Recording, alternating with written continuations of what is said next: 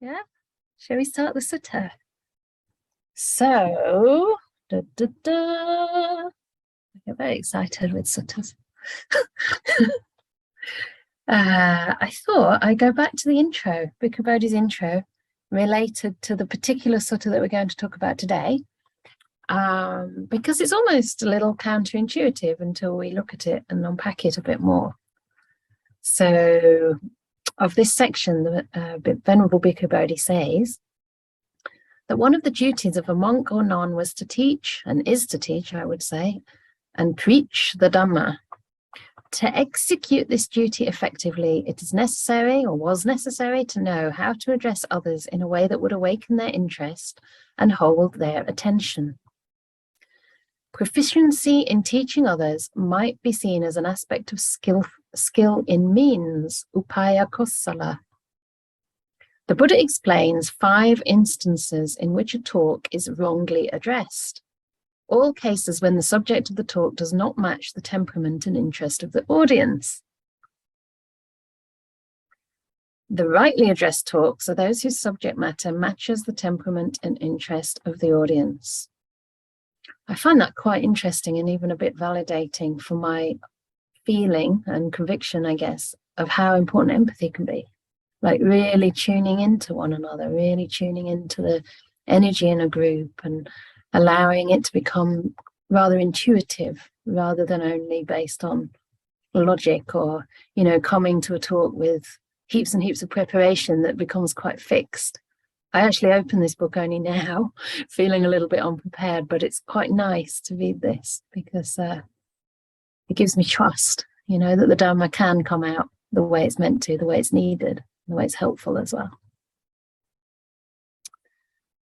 So these guidelines should probably be seen as provisional strategies rather than absolutes, for there are certainly cases when, for example, a talk on morality might be exactly what a dissolute person needs to hear, while a talk on generosity might be the most effective way to motivate a miser to undergo a change of heart and begin practicing charity.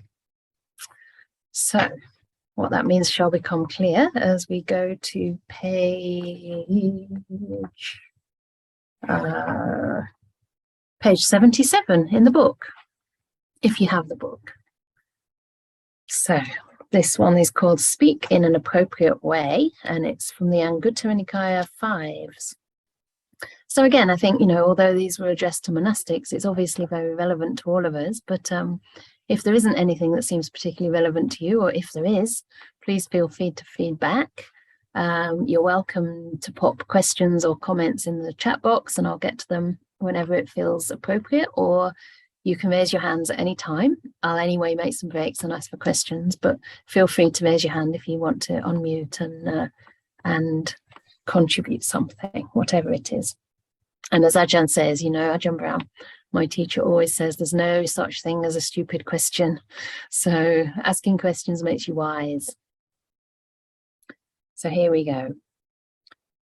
Monastics. A talk is wrongly addressed when, having weighed one type of person against another, it is addressed to these 5 inappropriate types of persons. What 5? A talk on faith is wrongly addressed to one devoid of faith. A talk on virtuous behavior is wrongly addressed to an immoral person. A talk on learning is wrongly addressed to one of little learning. And a talk on generosity is wrongly addressed to a miser. A talk on wisdom is wrongly addressed to an unwise person. And why is a talk on faith wrongly addressed to one devoid of faith? So this is the interesting part, and see if you can find your own reasons or objections to this. When a talk on faith is being given, a person devoid of faith loses their temper and becomes irritated, hostile, and stubborn. They display anger, hatred, and bitterness. For what reason? Because they do not perceive that faith in themselves and rejoice in it. Therefore, a talk on faith is wrongly addressed to a person devoid of faith. So I'll go on to the next one. And why is a talk on virtuous behavior wrongly addressed to an immoral person? When a talk on virtuous behavior is being given, an immoral person loses their temper and becomes irritated, hostile, and stubborn. They display anger, hatred, and bitterness. For what reason? Because they do not perceive that virtuous behavior in themselves and rejoice in it. Therefore, a talk on virtuous behavior is wrongly addressed to an immoral person.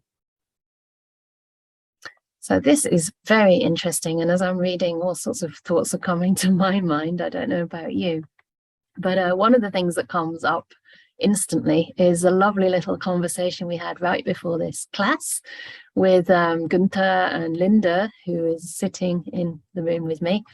And we were talking about qualities that we see in one another, and we were saying that Gunther has a lot of generosity and metta, and I see that in Linda as well. So I was talking about generosity and how beautiful it is, and Gunther was talking about metta and how natural it becomes, you know, when we practice. And as we were discussing this, we became happier and happier, and it was almost like just by recognizing the beauty of those qualities, they were flourishing and developing and growing as we spoke, you know. Even just that recognition of those qualities seemed to kind of, what's the word, augment or encourage them, you know, and make them shine even more.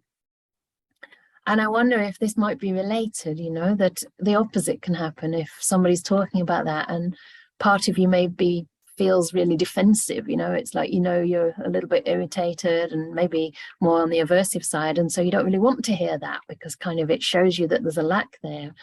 And there's not so much to rejoice in, right? People don't necessarily want to have to change or want to have to acknowledge that, you know, maybe a little bit of metta practice, or in this case, a little bit more virtue or faith would be helpful for me, you know. We're like, no, not faith, you know, we should be cynical, we should just use our logic and reason. Obviously, rebirth is a load of wallop. Is that right? Codswallop. I hoped I wouldn't say anything rude, but I think codswallop, is that right? Codswaddle is an English word. Maybe it's from the north. Anyway, so it's really beautiful, you know, when we can perceive those qualities in ourselves, and then to hear talk about them kind of reconfirms that beauty, and not in an egotistical way, but in a way that really helps us understand we're on the right path, and kind of encourages us to keep practicing in that way. And here it's interesting too that it says, you know, a person doesn't perceive that quality and rejoice in it, which suggests we should, right? It suggests we should rejoice in these things. And that's linked to this beautiful practice that's all over the suttas called Chaganusati. It's recollection of one's virtue, one's goodness, one's qualities. Right? The Buddha never said, sit down and recollect all your faults. He never said that. Sit down on your meditation cushion, think of all the things you've done wrong today and how you shouted at that person, or how you felt like you, I don't know, somehow didn't give someone enough time. And, oh, and I made a rubbish meal, I forgot to eat, or whatever. He never said do that, right? And the reason for that is because we're trying to develop wholesome happiness in the mind and encourage ourselves in goodness, so that when we do sit down to meditate, we can bring up our qualities, we can reflect on them, especially if you're feeling a little bit flat or stressed or, you know, a bit empty inside. You know, there's times the mind has this really unhealthy kind of negativity bias, right? We feel a bit flat, so we start thinking in negative ways, and it's just a reaction to sensation. On a day when you feel great, you feel like the sun shines, or you've had a good sleep or a good meal, the world looks different. So, but we can cultivate those perceptions to give ourselves a bit more of a chance. And yeah, I think it was my guest also here who said that one of her favorite quotes from the suttas is that whatever we frequently reflect and ponder upon becomes the inclination of our mind. So, you know, again, we're not reflecting and rejoicing on these things to say, I'm such a great person, the other people aren't as kind as me, but we're doing that because we know that it molds our mind in a very positive way.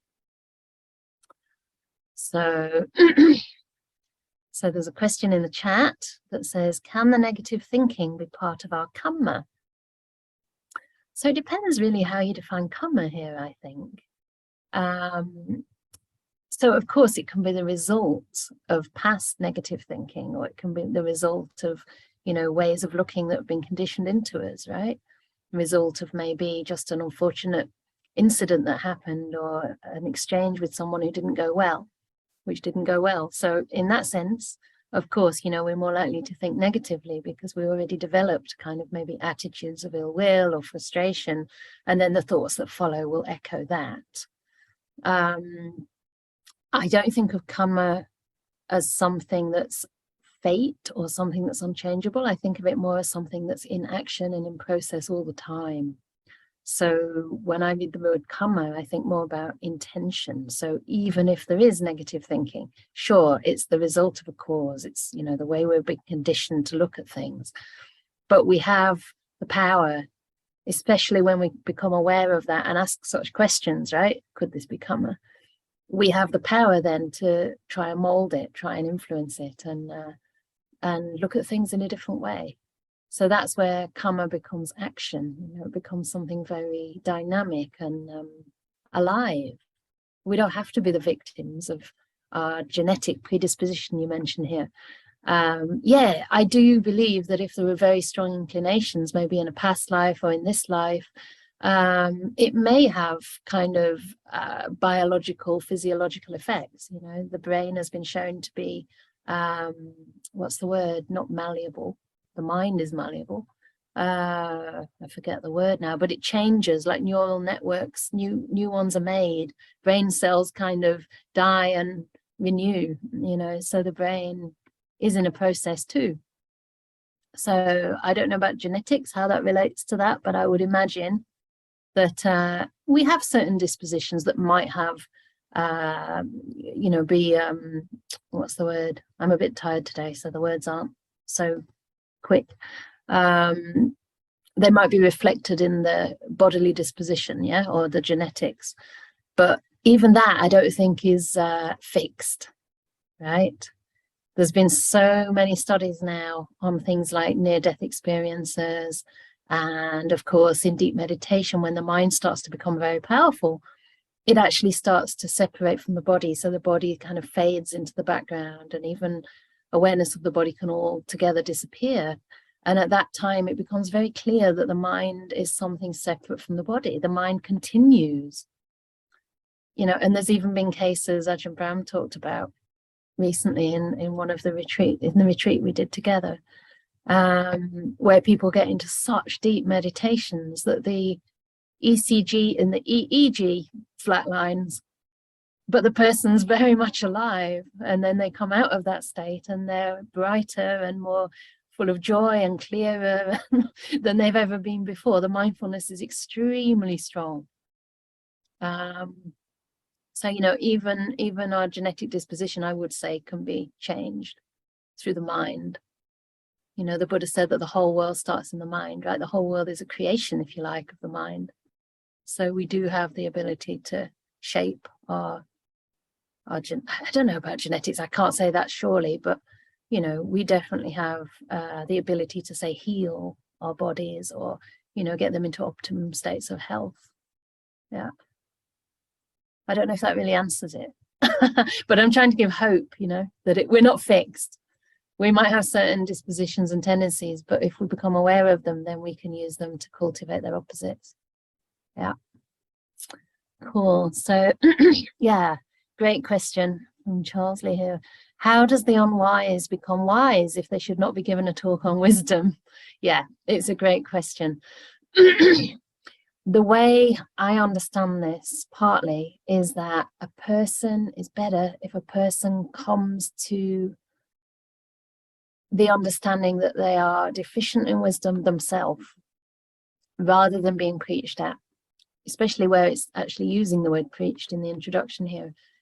One of the things that Buddhist monastics are always advised, and I think kind of it makes Buddhism quite different from other religions, is that we're not supposed to proselytize. We're not supposed to go out and tell people what they need to hear, because unless they're receptive, unless they come to it from their own understanding that, okay, maybe there's something that needs to change here, maybe there's something I haven't understood, then at best, you know, they might give a kind of skeptical ear, but they might not be really motivated enough to take it in. So I would think it's more in that sense, that here the talk, when addressed to someone who's really receptive and ready and who has certain qualities already, can take it further. But as the Venerable Bhikkhu Bodhi says in the introduction, it's not absolute. You know, obviously, if a person does start to hear about faith or about wisdom, something might go in, right? But I don't know. I mean, in my experience, because obviously I've been, well, not obviously, but I started my practice when I was really young and came back from India every so often to meet my parents again. You know, I was just practicing a lot in Asia. And at first, I just wanted to tell them all about the retreats and kind of shove it down their throats a little bit, of course, from the best of intentions. And I noticed that wasn't very effective. But much more powerful than words was when they started to see, first of all, that I was persistent in my practice. And secondly, hopefully, they started to see some change. And that seemed to be a lot more effective in getting them to actually, now they come to talks of their own accord. And that amazes me. You know, sometimes we do like a live guided meditation when Ajahn Brahm's over here, and they don't tell me they're coming, but my sister tells me that they were listening. And I'm like, really? And my mum actually said one time, don't tell her, to my sister. So maybe it's something about pride as well, a little bit here. But I think it's pointing at, you know, how a talk can be most effective more than not giving any teaching at all. Yeah. So we're having a lot of comments here. This is really great. Shell's given a comment that puts it in much better words than I did. The brain and mind are malleable, and the brain can create new neuro pathways to change our mindsets. And that's from a book called Growth Mindset by Joe Bowler. A beautiful, simple read about it. Yay, not too far off there. Negative thinking often has roots in childhood and is conditioned. Yay, that pretty much confirms what the areas we were sniffing in, I think. Yeah, of course it has its roots in childhood and is conditioned, but maybe childhood of which life? If you want to open your mind to that possibility. But that's not a negative thing. That's actually a very positive thing, because we have a lot of chance to mold our minds. You know, if you don't get it all right this time, you can keep going next time. Great. Are there any actual questions like that anybody would like to articulate? As usual, it will be recorded, but I won't mention your name, I think. I'll try not to. We have to ask them to unmute though, isn't it? Anyway, only your voice will be recorded and not your face. But it's really lovely to hear from you in person. Gives a different feel. Nothing yet? Okay. Oh yeah, one more comment here in response to Charlesley, I think, about how the wise become wise if they shouldn't be given a talk on wisdom. James says, give them a talk on faith and then they may become wise. That's quite interesting. That's a pretty smart comment. Yeah. Why not, right? I mean, if they're willing to listen, if somebody's willing to listen, because one quality leads into another, and then you see, okay, so the faith was lacking, but now I have more faith. Maybe I'm a bit more receptive to what the Buddha taught. Or yeah, it can definitely work that way around. I think I started feeling anyway that I had more wisdom than faith. It probably wasn't that much wisdom, but then the more I investigated the teachings and the more true I found them to be, and of course the more beneficial they were in my life, the more the faith increased. So yeah, these two always kind of develop together, and you can't have too much of either if it's really genuine faith, right? If it's faith based on at least a good understanding of virtue, then it's not really dangerous at all, I think. All right, shall we go to the next bit? Are you doing good? Yeah, excellent. So, and this is the little learning part. So why is a talk on learning wrongly addressed to a person of little learning?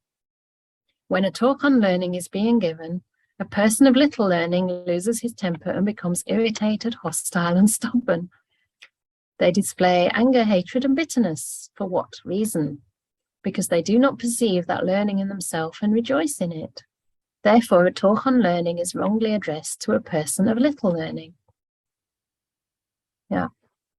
So here, I don't know, it just stuck out to me that it might not always be over anger, hate, and bitterness. It might be just that you were grumpy when you went into the talk and it didn't really have a lot of effect, right? And you didn't rejoice in it. It just didn't kind of really speak to you and resonate for you. And again, from the introduction, I really like the point about the encouragement that this gives to try and tune into your audience, make it applicable, make it relevant, make it something that does uplift the heart. Because the outcome of Dhamma shouldn't only be that we know stuff, right? It's not really about getting clever. It's more about becoming happy, seeing the goodness in ourselves and rejoicing. And why is a talk on generosity wrongly addressed to a miser? When talk on generosity is being given, a miser loses their temper and becomes irritated, hostile, and stubborn. They display anger, hatred, and bitterness. For what reason? Because they do not perceive that generosity in themselves and rejoice in it. Therefore, a talk on generosity is wrongly addressed to a miser.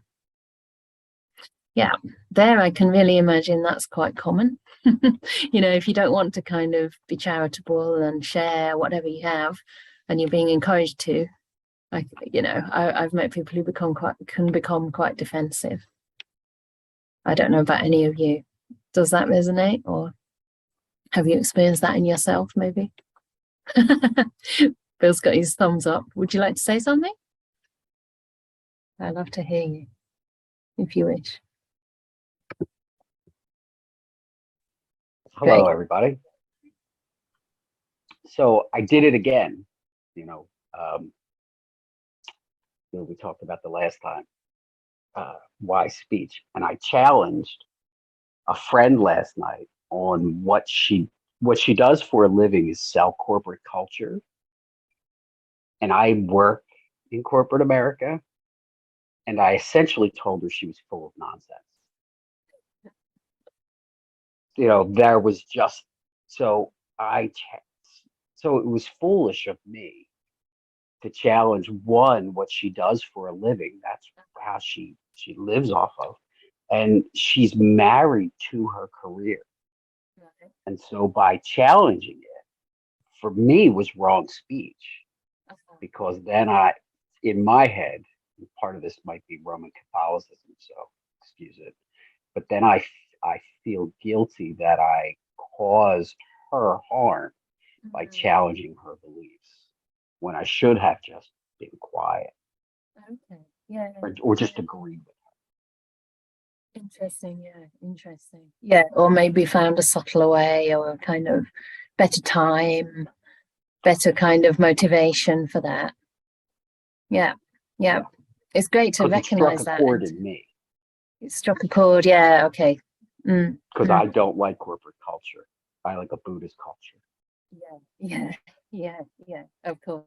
And maybe again, the best way for that is just to show someone what Buddhist culture is by embodying the qualities that it points us toward. And that includes, forgiving ourselves for making mistakes. Like, it's great that you can recognize, okay, that wasn't the most skillful way to go about it. I mean, you don't know for sure if you've really hurt her. I mean, that's her work to deal with that now, and for you maybe to look at how you can, because there's always some beauty in what we want to say. Well, not always, but I think in that case there is. I mean, it's coming from a place of strong value system, which is probably quite aligned to the Dhamma. So there's something good in what you want to convey, but yeah, to try and get in touch with what that is, maybe, and either embody that or gently kind of, when she's receptive, just share what you do and how that makes you feel. Yeah. So we learn, and it's okay, and it's natural. I mean, I can definitely get a bit sort of, this is the best way, and why do people live in other ways? But one of the things that you did say is that you challenged her on what she does, which is great, because it's always better to challenge behavior, right, action, than the person. So saying to somebody, oh, you know, the behavior you display when you're angry upsets me, rather than, oh, you're an angry person. And this is, you know, I don't like angry people. Actually, that's one of the things I find a bit difficult in this reading, that it's talking about addressing a miser. I'd prefer to say a person who displays miserliness, right? A person who can behave in a miserly way, rather than a miser. But I mean, that's just a niggle with this particular way it's translated, I think, because in other parts, the Buddha does say you always address the behavior, not the actual person. You don't address things to a person. So in that way, you did well. Thank you. Excellent. Yeah.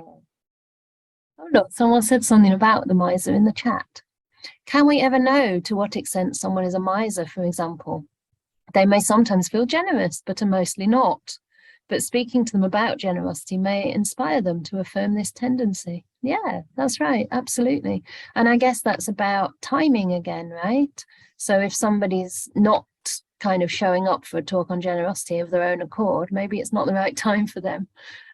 Maybe we shouldn't go out and kind of preach at them, because maybe in another day they will feel quite generous and receptive to those ideas. But I think some of this anger that people are displaying here, I wonder how much of it is a sort of defensiveness. You know, people can get kind of defensive if you approach them at the wrong time. And you're quite right. You know, I do believe the language in here, it's just a particular translation, particular language. Someone could be a miser one day and, you know, really kind and generous the next, right? So it's never a fixed thing. Yeah. Speaking about generosity may inspire them. Yeah, it's true. I guess the Buddha's making the point, though, that they might not feel gladness and be able to rejoice in that quality within themselves, because they won't perceive it yet. But absolutely it can inspire, especially if it doesn't come across as preaching, right, or trying to correct another. One of the things I've been sharing with my dear guest here is the way that Ajahn Brahm and the whole culture, really, of the BSWA, Buddhist Society of Western Australia, is very much leading by example rather than leading through feedback and kind of criticism. I mean, I don't think I've ever been criticised in all the years that I've been in Perth, really. At least not by Ajahn Brahm. I mean, only if I really, really dig and say, oh, sometimes I can be like this, can't I? And blah, blah, I have to go on about it quite a lot. And he might say, oh, sometimes, like anyone, you know. But yeah, you just don't get the criticism. You get positive reinforcement, which is just one of the most inspiring ways to grow, because you want to live up to what that person sees in you. Yeah, it's just really wonderful and beautiful to be around someone like that. Yeah. If you want to say anything at any point, please do. My guest might want to speak, but I might have to convey what you say, because they won't hear you from there. Yeah, right. I was just reflecting on, you know, the fact this is about. Do you want to come here and speak? No. Oh. Can you hear her at all? You can. Wow. Okay. Speak up then. Okay. I was just reflecting on, you know, the fact that it seems like the teaching is saying to, like, make sure to speak to something that the person can feel is relevant to your point. And it just makes me think about perhaps the interconnectedness of qualities, because if I can't pick up this one because I can't see it, I can pick up another, but things aren't really independent, right? Yeah. And at some point, maybe I'll have a little of X because I pick up Y and go with it. You know what I mean? Like, definitely. Just because it's not like the person who in that moment or in that time can't hear about whatever quality they don't have.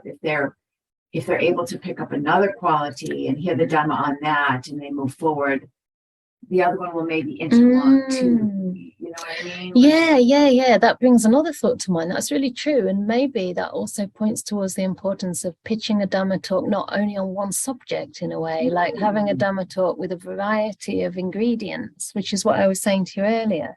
Like, when I give a talk, I give it a bit of thought. I don't know if I'm successful, but I try to have something in there for everyone. I mean, there might not be always something for everyone, but there's a whole range of different ways to talk about things and different angles to come at. And maybe in that way, it's less intimidating than just a talk on one subject that just might really kind of grate on someone who's not feeling that way. You know, it's like if you give a talk on happiness to somebody who's really actually suffering, and that's not what they need to hear, like, be happy, be happy.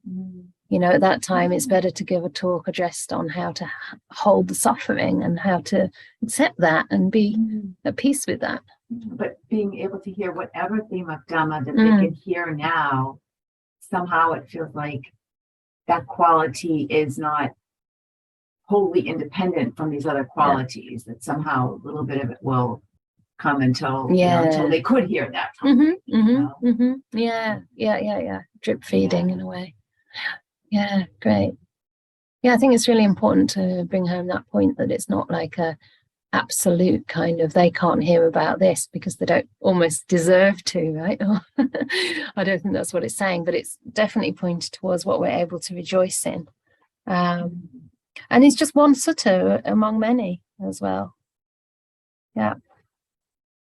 But yeah, it's definitely an instruction too towards people who are giving talks, right?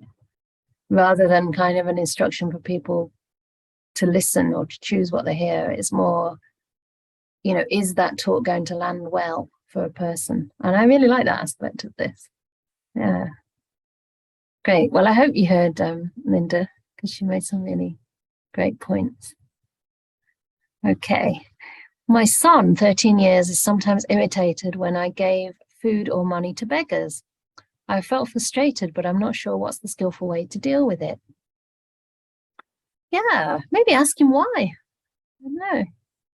Maybe ask him why, or maybe explain that sometimes, you know, people just come upon hard times. And can you imagine maybe how that might feel? I think any kind of line of dialogue that maybe gets him to put himself in their shoes a little bit, you know, and realize that sometimes these things happen even when everything's, you know, we've worked hard, we've been a good person, but the fact is in life, sometimes things go wrong, and this could happen to anybody, and it would happen to us if we met the same circumstances, right? Some people start off with less privilege. Sometimes the society is not very fair. Yeah, he's 13 years, so I think he can perhaps understand those things. Yeah, you felt frustrated. I guess to be patient as well, if you can, because he may just be, you know, he may develop in his understanding later. But I think it's really wonderful, even if he gets irritated, that he's seeing that example. I mean, I was irritated with practically everything my mother did when I was 13 to 17, pretty much. You know, even things like the beautiful flowers that she's into and that she planted in the garden, I was like, it's just sort of a thing that pokes up from the ground. I was so grumpy about it, just a thing. I was like, what's the point of flowers, you know? And it was a genuine, like, that's ridiculous. How is that going to help me in my life, you know, seeing a flower? But actually, she instilled a love of great love of nature in me. And now if I see a tree, I can get kind of crazy about it. And even my plants, I was already calling them darling and sweetheart when they arrived today.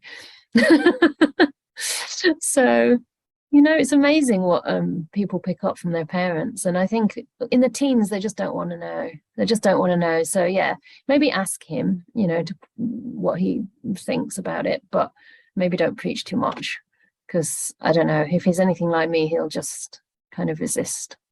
I don't know. Maybe others have children and they have much better advice than me. Does anyone else want to comment on that? Because I haven't actually had children, so one of the reasons is I saw myself as a teenager and I thought, nah, I don't think so. I wasn't that bad. I thought, nah, I don't think I'll go there. Okay. Oh, that's very nice. Your talks have both something for everyone and also everything for someone. Oh, isn't that nice? Thank you. Yeah.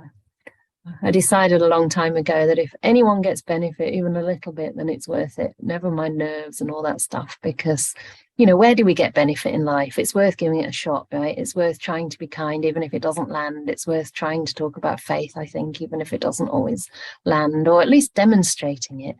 You know, enough of talk, but at least we can bring forward the qualities that we really want to see in abundance in this world, instead of wishing for them to be manifest by others. You know, you might see government leaders, I can't really call them leaders a lot of the time, but, you know, people in power, and you wish they'd be different, and, you know, there's not enough kindness, but we can't change them, but we can try to bring more in to kind of counterbalance that. Some of the countries with the worst regimes, like places like Myanmar, they actually have more charitable action there than pretty much anywhere else in the world. I hear America's are also up there. And, you know, that's a country, sorry, I know there are Americans here, but there's not a whole heap of social support, you know, or welfare systems, even less than we have over here. Over here, the governments are trying to erode those as well. But the people are then even more generous, because their hearts can go out for people in need. So, yeah, I think we have to try and tip the balance a bit, as much as we can for others, and sometimes receive it too, right? Because sometimes we don't feel we've got much to give. So sometimes it's okay to say that, and it's okay to ask for help. Anyway, anything else on this topic at the moment before we go to the next little paragraph? Because it is quite repetitious, so I don't want to kind of bore you with it, but patience, yeah, good one. Patience in response to teenagers, and patience in response to our own response to that, and patience in response, or as an ongoing quality toward the practice, towards ourselves, and all those faults that we tend to see. And I think, you know, patience is also helped by rejoicing in our little accomplishments, our good qualities, no matter how tiny. One of Ajahn Brahm's meditations, or I think it's a Dhamma talk actually, he says, you know, just think about what you've done today. If you haven't done anything at all, okay, I fed the cat. Great, you know, chalk that one up. I fed the cat. Well, I didn't hit the cat. I didn't kick the cat, you know. We never think of all those things we could have done that we didn't do. We only think of the things we did that were a mess. But what about all the things you could have done, you know? The person who said they made a mistake with a friend last week, or someone here saying that they criticized someone else's career. You could have done much worse, right? But you never thought of that. Like, yeah. Anyway, the next one. Have we done the generosity? We've done the generosity. So we had a great example for that. And why is talk on wisdom wrongly addressed to an unwise person? When a talk on wisdom is being given, an unwise person loses their temper and becomes irritated, hostile, and stubborn. They display anger, hatred, and bitterness. For what reason? Because they do not perceive that wisdom in themselves and rejoice in it. So maybe they really don't have any at all. Maybe it means, you know, when you really don't have any, not even the first kind of flourishings. Because I think when you do have some, you can at least sort of think, oh yeah, I understand what this talk is about, at least, right? Maybe they can't actually recognize what it's even about. Therefore, a talk on wisdom is wrongly addressed to an unwise person. So in summary, a talk is wrongly addressed when, having weighed one type of person against another, so also here discernment in who we address it to, it is addressed to these 5 inappropriate types of persons. I have to admit that I didn't give these sutta classes at first, because I wanted to make sure I was addressing them to people who were interested in the suttas. And I spent at least a year and a half giving talks and bringing suttas a little bit into the talks, and giving lots of metta practice, and, you know, having a regular group of people that I felt were receptive to the Dhamma before I actually started the sutta reading. So I am relating to this here.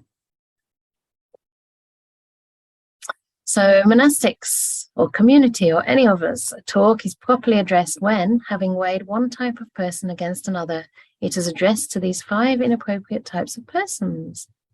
What 5? A talk on faith is, oh, hang on, properly addressed, yeah.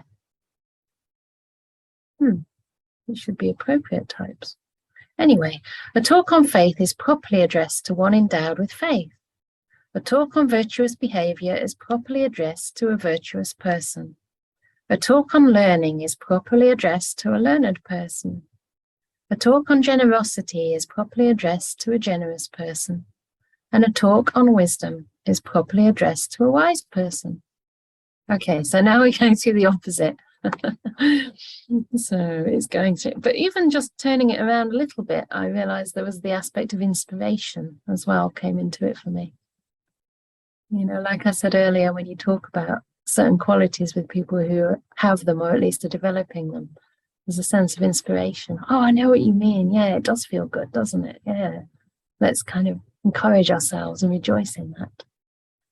So shall I talk through all the opposites, or is that kind of boring? Is it still nice to hear the opposites? I'll just go through it. Yeah, mostly you're mostly nodding.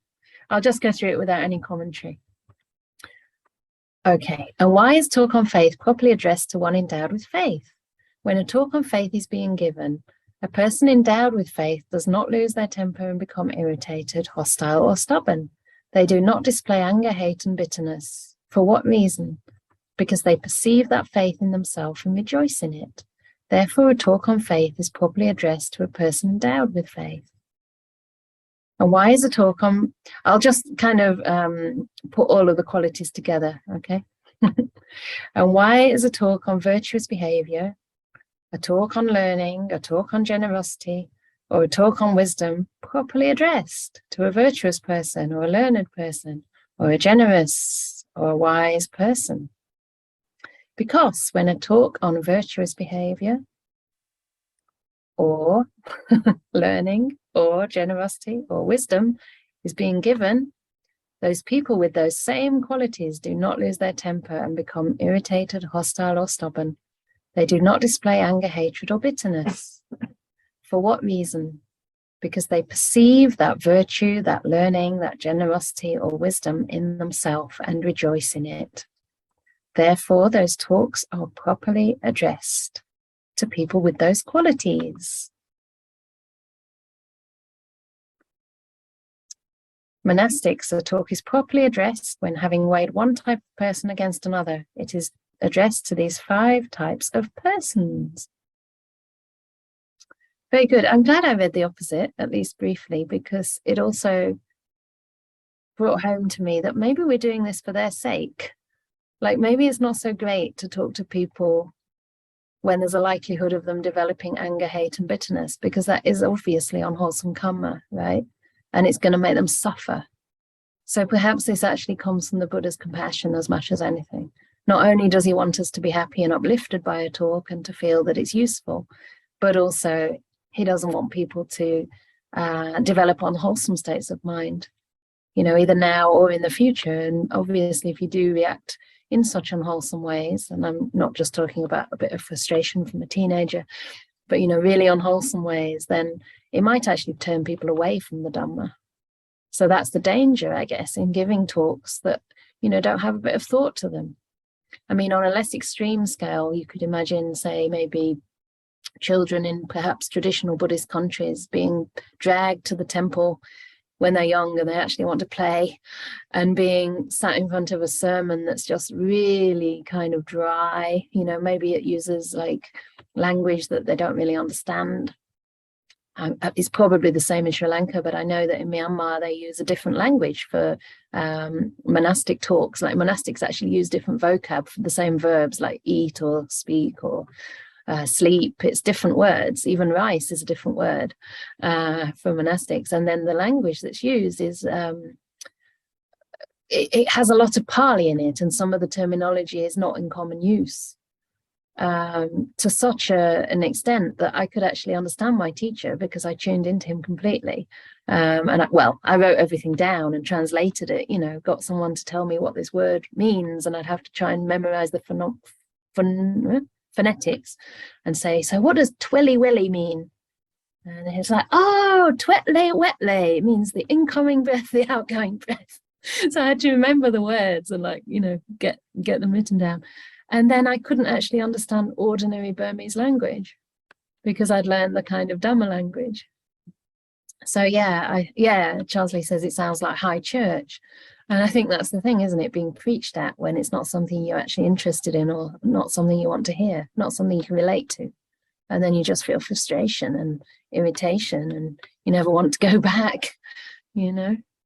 So I think it's really about sensitivity and empathy and being careful and circumspect about who we say what to, not only in giving Dhamma talks, but maybe in our conversations in life. Yeah, the right time, again, the right place, but considering that person's disposition and interest as well. Yeah. It's a pain, isn't it, when somebody gets you in a conversation that you're just really not interested in and you can't get away, and they don't seem to notice that actually you've faded for one reason or another. So I quite like this idea of that reciprocity between speaker and listener. You're not just going in and like, this is what I want to tell you, you know, but we're actually trying to do it in a beneficial way. Okay, we've still got time. Are there any more comments or questions on this for now? Because we still have time to go into the next little one, which is about arguments and not creating arguments. Is that a good thing to do? Oh, someone wants to speak. James, can I ask you to unmute, please? There we go. Hi. Hi. I was wondering, like, I think the comment I made earlier, that maybe like it's like maybe someone who's generous might benefit from a talk on wisdom, so they can be wisdom with their generosity, and someone who's like I don't know, faithful might need a talk on wisdom, or someone who's wise might need a talk on virtuousness. So it sort of mixes it up like that. Maybe I kind of thought it might end like that, to be honest. It seems like the sort of thing that might happen in a sutta. Yeah, you could write a new sutta. That's why these Dhamma discussions are great, right? Because we all bring kind of completely original ideas. I think that's really interesting. Yeah, It seems like the sort of thing that would happen at the end of a sutta, you know, because he, kind of does that. But right. Also, you're saying about timeliness as well in speech as well. So maybe someone who's not wise might not always be particularly receptive, but they might be at the right moment. You know, it's it could well be. I mean, I had an interesting lesson in sort of like timeliness of trying to give someone a bit of wisdom at work, which I thought I might share. But my boss is a bit sort of Daily Mail kind of like person, if that means anything to you. It's like, and he was moaning about these, you know, the Stop the Oil protesters, like Extinction Rebellion, those kind of people. Yeah, he was saying about, you know, they're blocking roads again, and you know, all this stuff. And I'm always thinking, well, you know, the situation's pretty desperate, so you know, I'm sort of in support of them. And not long after he was moaning about this, he was also saying about, there was this report in the newspapers about, I don't know, in 20 years Netherlands will be under the sea, or you know, something like that. And I just came back with, well, you think people probably should be protesting against it then, and then he agreed with me, you know. So I thought that was a great timely moment to sort of like, you know. Excellent. You made a causal connection. Well, that's so often missing. Well, previously I might have been a bit kind of like, maybe a bit nagging, lecturing, kind of like, we're all going to be underwater in 30 years. What are you talking about? You're mad. But by sort of leaving it and maybe just giving that sort of, you know, subtle comment, and he agreed and smiled. So, you know, it's so it's definitely choosing the right time to try and persuade. Yeah, brilliant. That's really good. That's a great example. And that subtlety of like timing, again, it comes from empathy in a way, right? Listening and being patient, and that non-reactivity as well. Well, I recognise one of my faults sometimes is that tendency of, if I know something is right, I might end up trying to like lecture someone, you know, browbeating someone. And yeah, I can definitely be like that, and I'm sort of working on it. But that was Yeah, it works. Right. I mean, I think it's good to take that moment and rejoice in that, because if that's you've seen the difference between that and the browbeating, so you can feel the difference in what the effect of that is. You feel happy, you feel uplifted. So I mean, you might not do it next time, but at least you can. So I think it's really important, again, like this sort of says, to rejoice in those qualities that we see in ourselves, because it encourages them. It kind of makes more of a I suppose you could say, a neural network or a neural memory, right? It's like you're reinforcing your memory, and then it's more likely to be at hand. Yeah. Super. Thank you. Thank you for sharing. I love the real life examples. It's great. Good. Anything else? Shall we go on to the next little one before we end? We've got 20 minutes still. Yeah. I had to say, I'm used to a live audience now, so I'm like, oh, no one speaks. I know we've muted you. But okay. So the next bit is called, these are from the Anguttaras. So just to say in response to James that often in other suttas, they're a little bit more drawn out and they're more circumstantial. So they have like a bit of a context and a bit of like a background story. And then they do sort of unfold often more like a dialogue. Maybe they're the kind where, they're a little bit more varied and mixed. Whereas these Anguttaras, it's like 5 points. So they're put in this collection because there's 5 points, they're put in the 5s, or because there's 4 points. So, but sometimes they're also part of longer suttas. I don't know with this one, you'd have to go read. But sometimes they appear again in other suttas where there is a bit more context as well. So, and they're not definitive teaching. Like, the Buddha will say something completely different in another place too, because, language is always, and ideas are always changing. So this time I'll read monks, because I'm tired of having to change the word monk. And monks are very good people, usually very good people. Okay, monks. When a monk is a maker of arguments, quarrels, disputes, contentious talk, and disciplinary issues in the Sangha, 5 dangers can be expected for him. What 5? Number 1, he does not achieve what he has not yet achieved. He falls away from what he has achieved. Number 3, a bad report circulates about him. Number 4, he dies confused. Number 5, with the breakup of the body after death, he's reborn in the plane of misery, in a bad destination, in a lower world, in hell. When a monk is the maker of arguments, quarrels, disputes, contentious talk, and disciplinary issues in the Sangha, these 5 dangers can be expected for him. Any comment on that?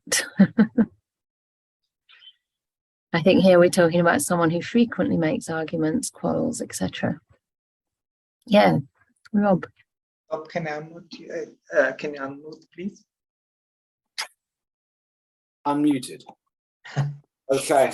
Yeah, just straight away, just number 4, he dies confused. My mind just went to the Metta Sutta. I think it's the Metta Sutta, where it says you don't die confused when you produce metta. So it's just, I guess, just linking up arguments and ill will with non-arguments and metta, I suppose.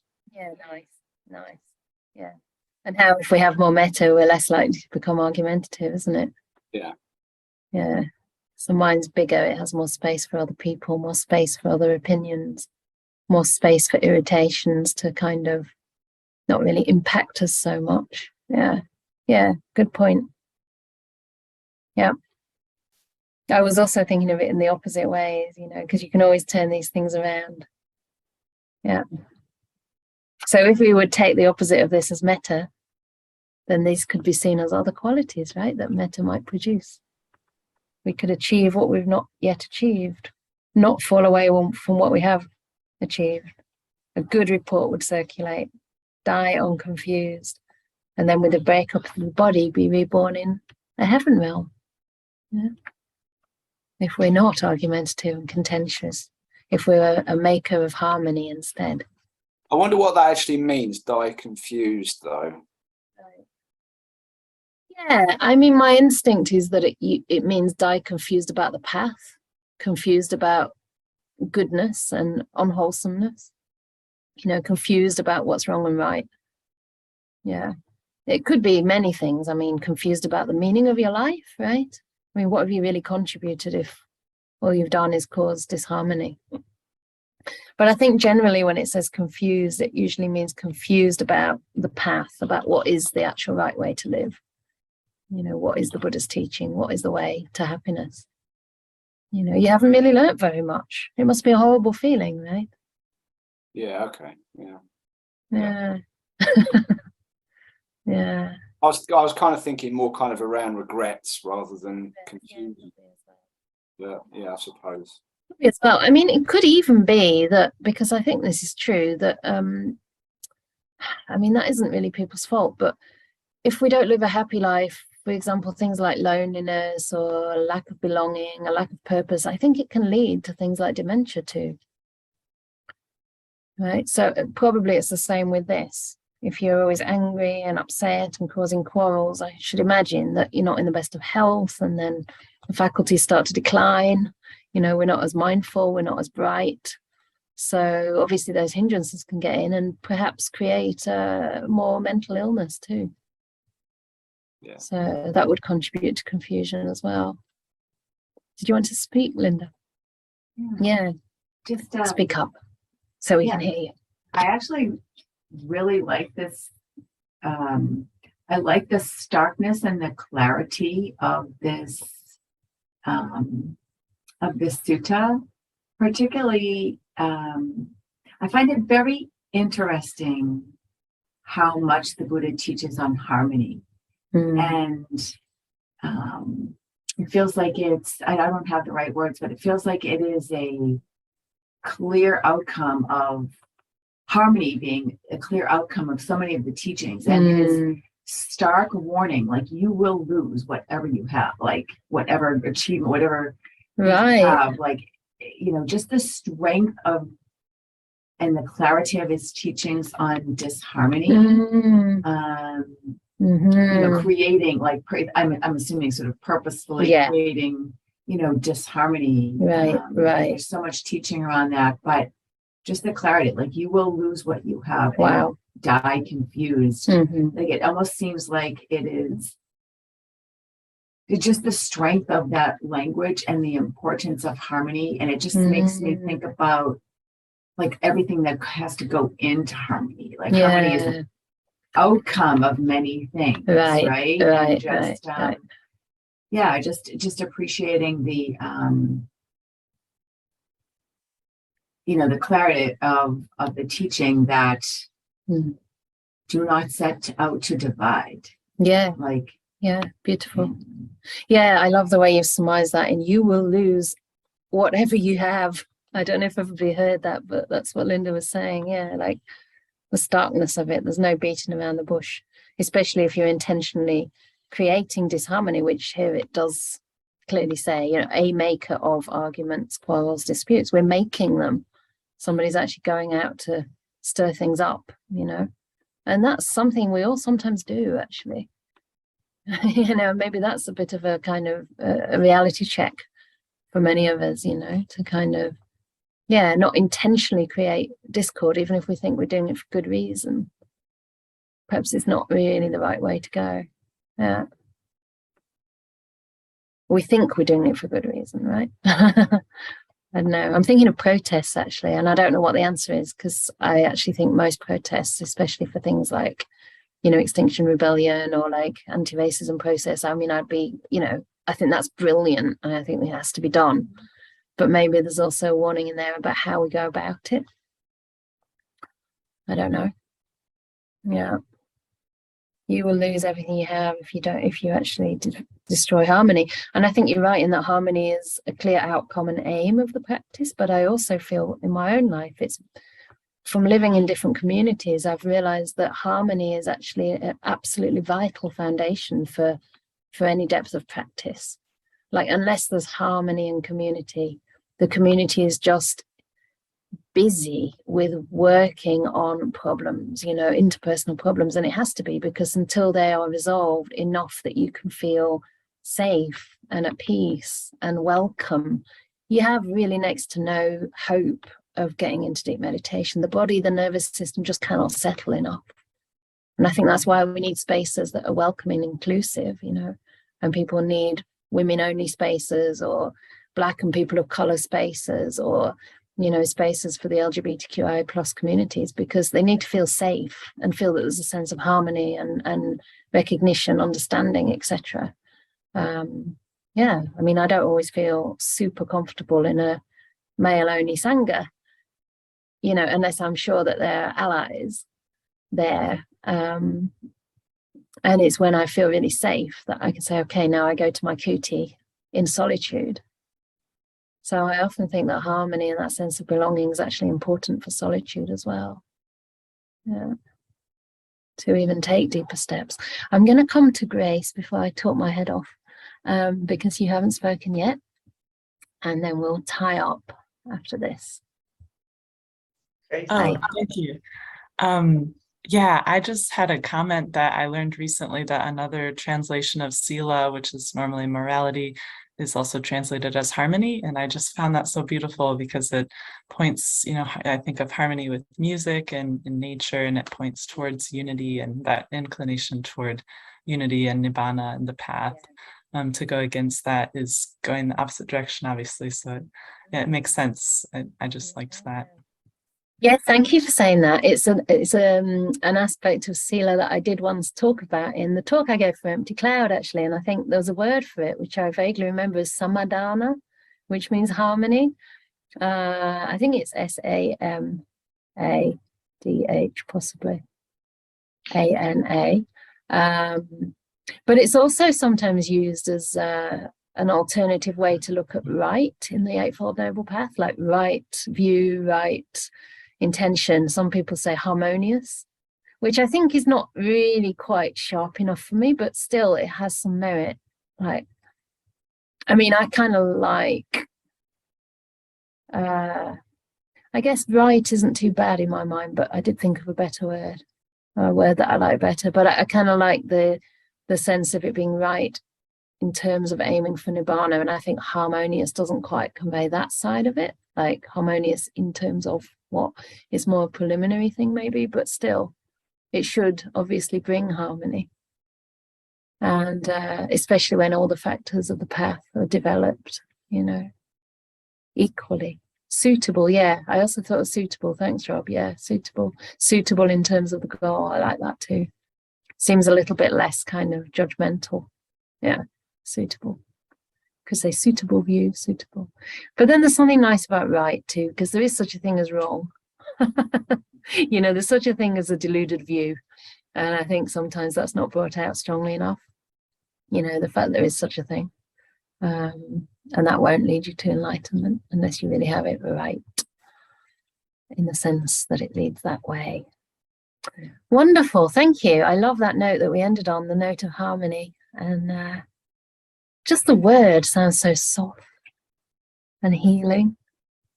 Harmony, it's just such a beautiful word, and the music and, you know, the way we can imagine human beings when we learn to really respect and value one another for who we are, regardless of differences or even because of differences, right? That we can all be part of this beautiful harmonious orchestra where we can bring out our strengths and, you know, increase them and play down our weaknesses, like just let them go. Like in an orchestra, if somebody drops a note, you're never going to notice.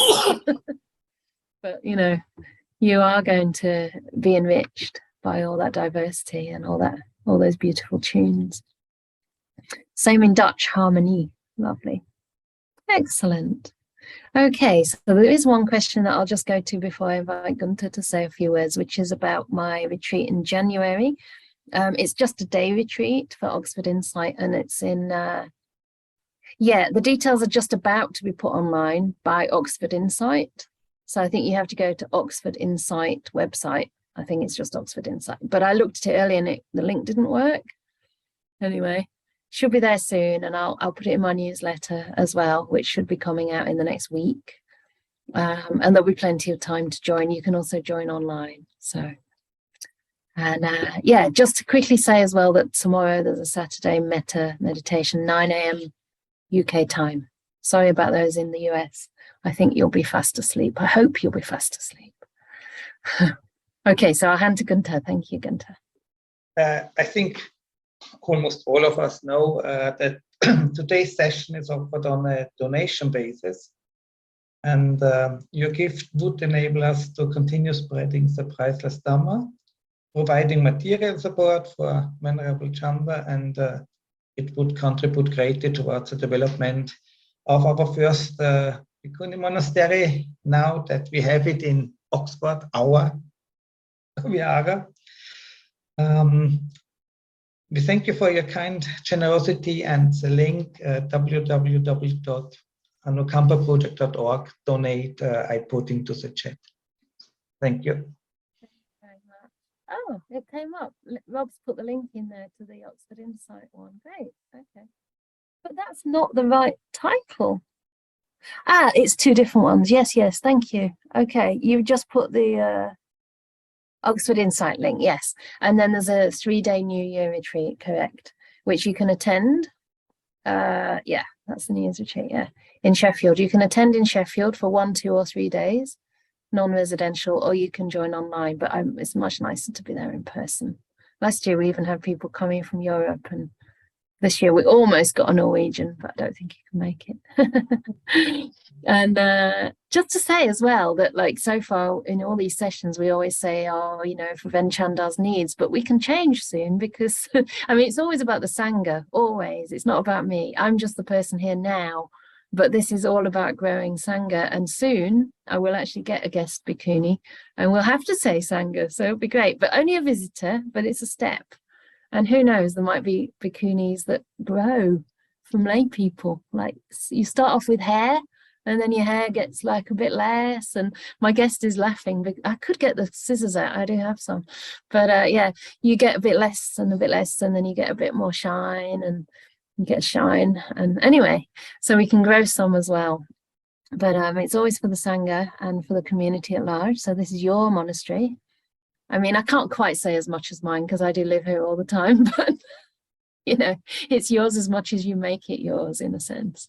And another way to contribute, of course, is to come and offer dana, food dana, and even though it's not really my place to say that, but I'm going to say it anyway, because yeah, Sangha can only exist where we are supported in terms of our requisites, because we don't use money. That's part of the monastic rule, and we don't cook or drive or anything like that. So really, it's not that you only give, it's also a reciprocal thing, because as we know, being virtuous is being is a source of joy for all of us, and hopefully that will enable me to be even more generous, or as much as I can, with teaching and sharing Dhamma and offering you a space. So I'm hoping that, you know, you can also come and enjoy some of the peace here from time to time. I know some of you have already booked in to stay as well. That's another possibility. And I do hope I'll see people in person. Good. So I think that's all. And it's exactly 8 o'clock. So as usual, we can unmute you and wave goodbye.